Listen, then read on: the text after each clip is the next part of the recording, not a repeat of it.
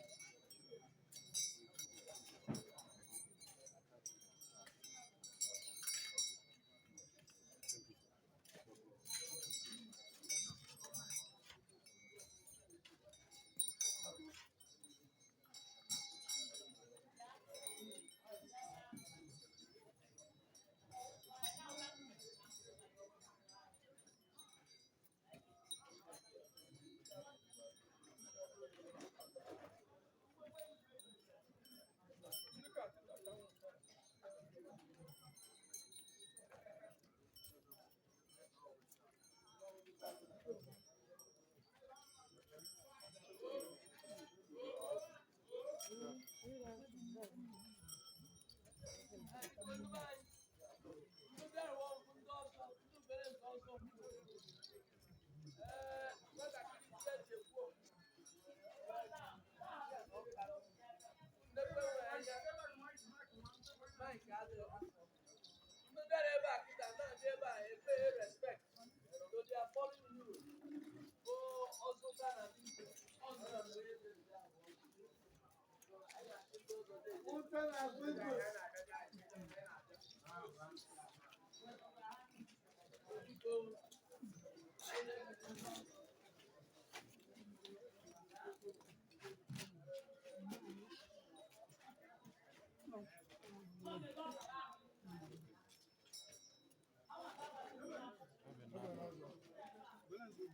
Oven nozzle.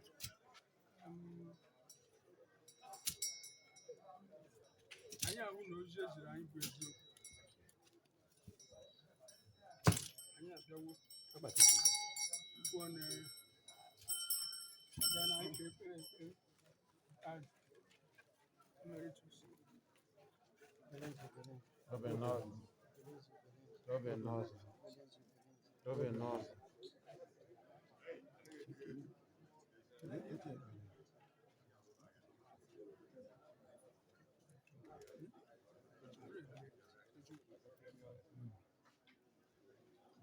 Anyị kelee na onye nwe anyị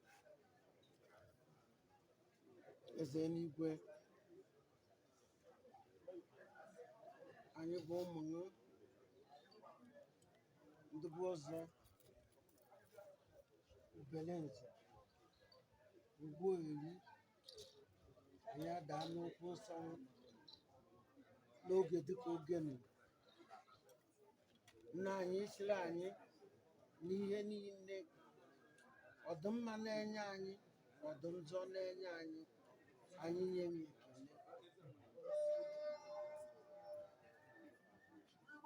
Ọ bụ eziokwu na-enye bụ ibi anyị na-enye, mana anyị na-ekene ya ekene nke furu iche n'ọnọdụ anyị nọ n'ime ya. Ekene gị maka nwa gị onye otu anyị bụ Fidelis, ụta a na-agba igwe. Isi na ya yọwa bịa zuo ike ka ọ mara ya ọkpụta ewu dịka nye ike ekpere obi onye udo na ezumike. Jide mmụọ nsọ nke nkasi obi na ezinụlọ ọha ka ị bịa jiri aka gị kasie ha obi mee ka ha mara na nna ha bụ ịbụ na ihe niile nna ha iduolu na-arụ na ị ga na-arụzi ihe niile otuto niile dịrị n'ewa Jizọs Kraịst onye nwe anyị. Amen.